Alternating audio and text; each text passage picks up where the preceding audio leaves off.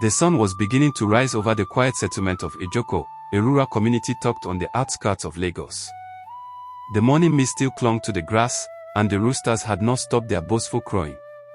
In a small mud house near the edge of the village, a young man named Tunde wiped the sweat from his brow as he split firewood behind his mother's kitchen. Tunde was not rich, not even close.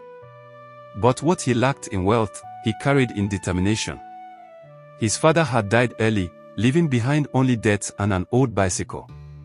Still, Tunde refused to be crushed by hardship. He had one goal, one dream that kept him alive: Sarah. Sarah was the daughter of a petty trader. She was bright, graceful, and carried herself with a quiet dignity that drew people in. Tunde had loved her since childhood. When he saw how she struggled to pay her school fees, something in him decided he would help her finish school, no matter the cost. That evening, under the wide mango tree in front of Sarah's mother's house, the two sat side by side. The air smelled of roasted corn, and children played in the distance. "Sarah," he said, looking at her shyly, "one day you'll finish school, become a big lawyer, and we'll move to the city together." Sarah smiled softly. "Tunde, you always dream too big. Someone has to. And if I can't go to school, then I make sure you do." She laughed, shaking her head. "You? With what money?" He looked at his rough palms. "I'll find it. I'll work. You'll see." True to his word, Tunde began working longer hours. He carried bags at the local market, sold firewood, and later saved enough to buy a used motorcycle for commercial riding. Every week, he sent Sarah part of his earnings. Sometimes he ate only once a day so she could afford textbooks and hostel fees. Sarah tried to refuse at first, but love and gratitude softened her resistance. His sacrifices made her feel cherished, at least in the beginning. Time passed. Sarah went off to university in Lagos mainland. The first months were filled with calls, letters, and late-night messages. She would tell him about her lectures, about the noisy city, about her dreams of becoming a lawyer and changing lives. He would listen with pride, smiling even when he could barely afford phone credit. But as years went by, the calls became shorter. Sometimes, days passed without a word. When Tunde called, her voice carried a new distance. Still, he told himself she was busy, studying, chasing her future. He believed in her, even when his friends warned him. One evening, his friend Kola, who often drank palm wine with him, said, "Tunde, open your eyes. You're training a city girl. When she makes it, she won't look back." Tunde only smiled. Sarah is not like that. She remembers where she came from. Kola shrugged. "We'll see." Months turned into years. Sarah's final exams approached, and Tunde's joy knew no bounds. He borrowed money to send her a new phone as a graduation gift. When she called to thank him, he could hear laughter and chatter in the background. She told him she was attending a dinner with her classmates, and before he could say much, the call ended. Still, he waited for her. Every day after her graduation, he stood by the roadside whenever a bus arrived from Lagos, expecting to see her step down, smiling as always. But she didn't return immediately. When she finally did, nearly 3 weeks later, it was in a neat car borrowed from a colleague. She wore a sleek black suit, her hair perfectly done, and her English had grown sharper.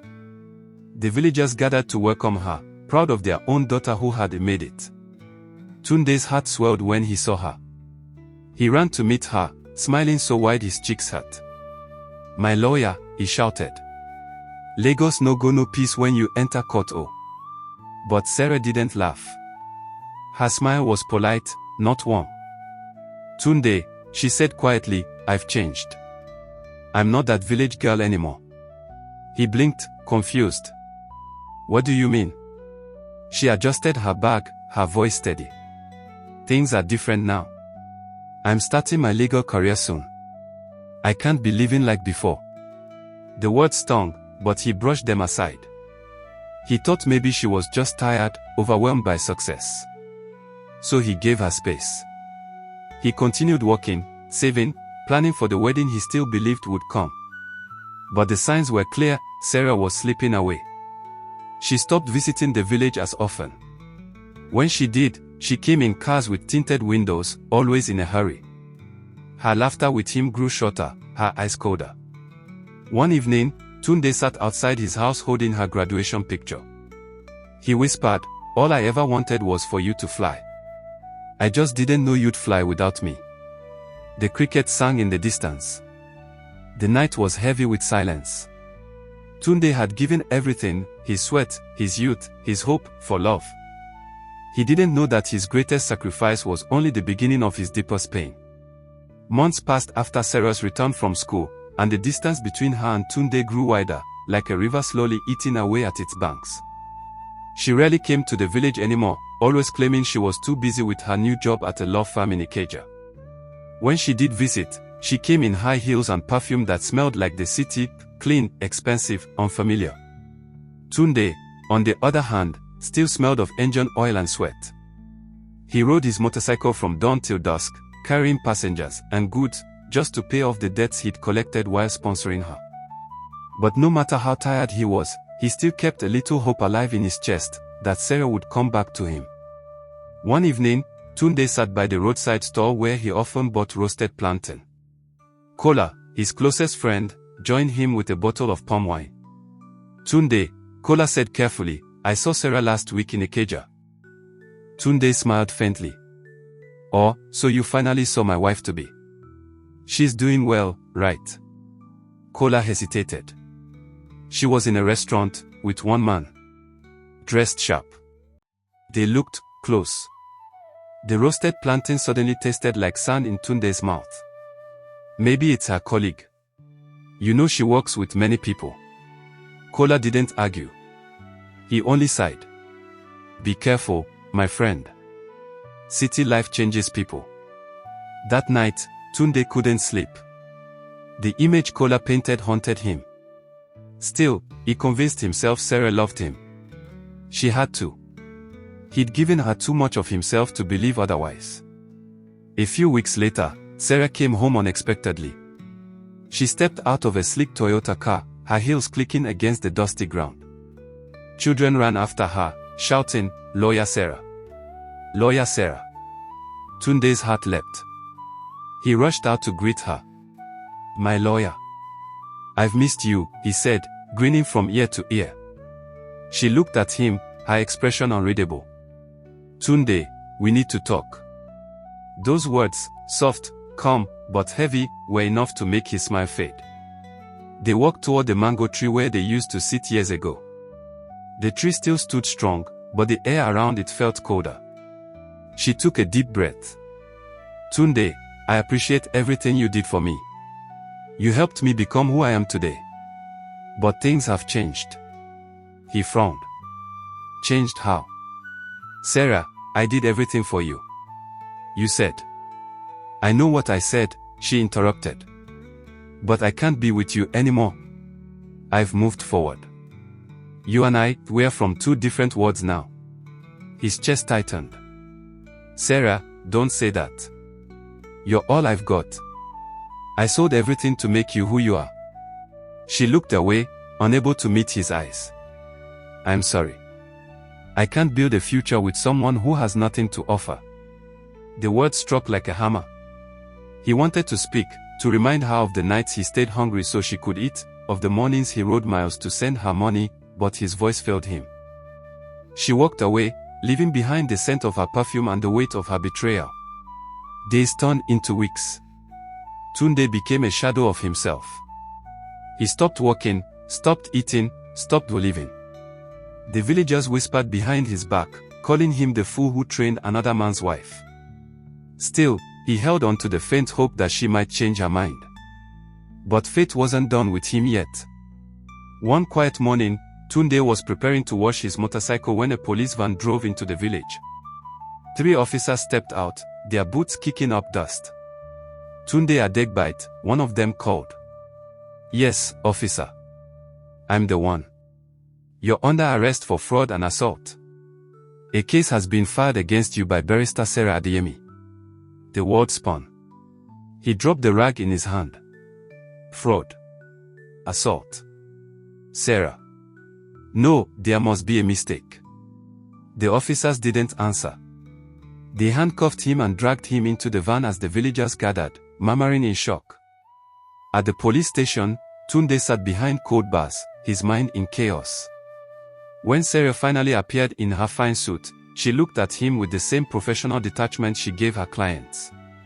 "Sarah, why are you doing this to me?" he asked, his voice trembling. "You're not good for my image, Tunde," she said coldly. "You've been following me, harassing me, embarrassing me. I'm putting an end to it." Tears burned his eyes. "Harassing you? Sarah, I only came to beg you to talk to me. I did everything for you." She glanced at him briefly, her face empty of emotion. "That was your choice." Before he could reply, she turned and walked out, her heels echoing through the corridor like final verdicts. The sound stayed in his ears long after she was gone. Days became weeks. Tunde remained in custody. Kola came to visit him once, bringing bread and water. "My friend," Kola said quietly, "I'm trying to get you out. But the case is bad. She has evidence. She wants you gone." Tunde's voice was barely a whisper. "I just wanted to love her, Kola. That's all." Kola looked at him sadly. "Love can build or destroy, my brother. Yours destroyed you." Eventually, with Kola's help, Tunde was released on bail. But his reputation was ruined. No one wanted to associate with the man who was arrested by his own fiancée. He tried to rebuild his life, but it felt meaningless. He avoided people, avoided laughter, avoided the mango tree where everything began. One Sunday morning, as the church bells rang, Tunde heard music coming from the village square. Drums, singing, and ululation filled the air. Curious, he walked closer, thinking it was a community celebration. Then he saw her. Sarah. Dressed in a flowing white gown.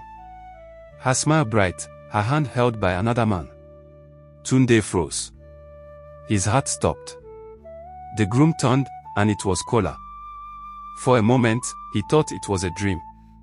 But the cheers, the laughter, the flowers, they were all real. He stumbled backward, his vision blurring. The crowd was too busy celebrating to notice the broken man watching from afar. As the church bells tolled, he whispered under his breath, "I gave her my future, and she gave me my grave." He turned and walked away, his footsteps heavy on the red earth. Behind him, the music rose louder, drowning the sound of his heartbreak. That night, under the same sky that once watched their love bloom, Tunde sat alone outside his house, staring into the darkness. He said quietly, "Maybe love is not for people like me. Maybe it's just a story we tell ourselves to survive." The moon offered no comfort. The wind carried no answers. In that moment, Tunde learned the bitter truth: love without gratitude can destroy the giver more than the receiver. The months that followed were silent and slow. Tunde became a man the village pitied. He no longer rode his motorcycle for passengers. The once cheerful young man who dreamed under the mango tree now sat outside his house from morning till dusk, staring at nothing. People would greet him in passing, but he rarely answered. Mothers whispered to their daughters, "That's the man who trained a woman that forgot him." Children pointed and giggled. And still, he said nothing. His pain had gone beyond words. Sarah's wedding to Kola had been the talk of the town.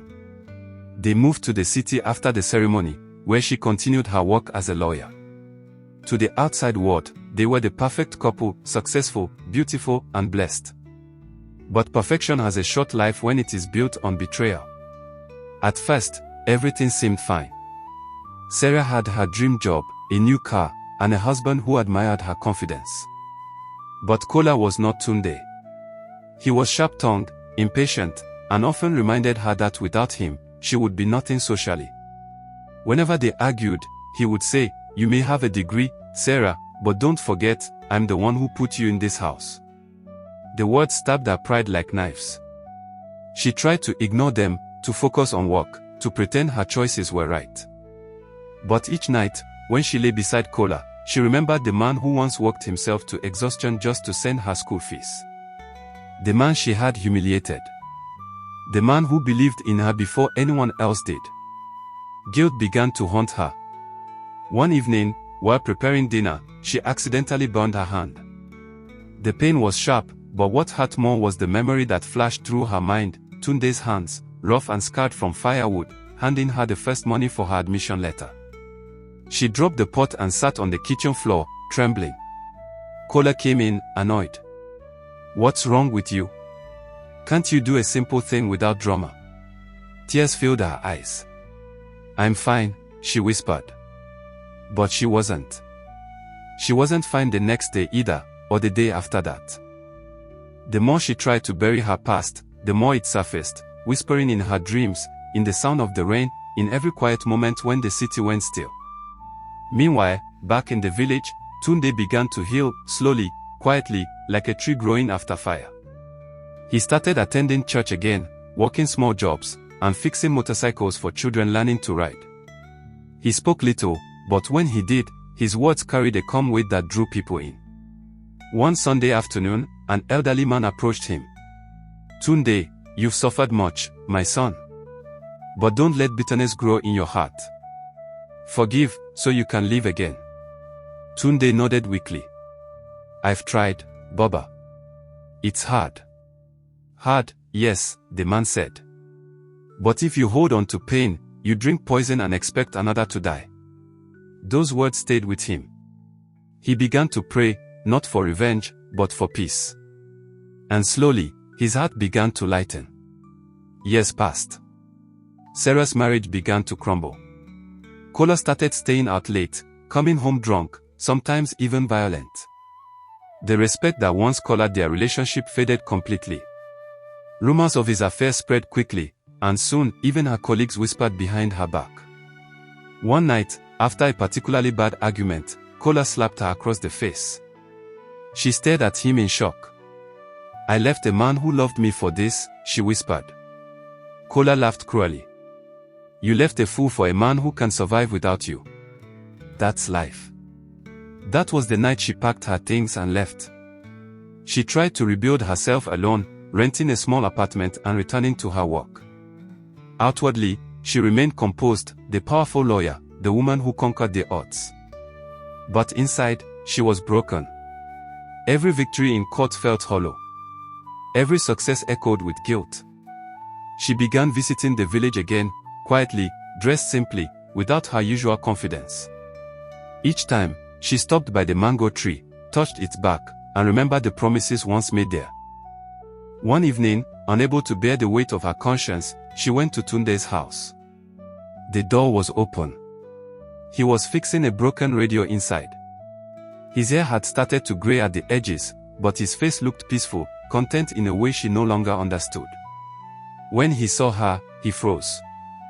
The silence between them was heavy. For a moment, it felt as if the years had folded, bringing back all the laughter, all the dreams, all the pain. "Tunde," she said softly, her voice trembling, "I don't know where to begin."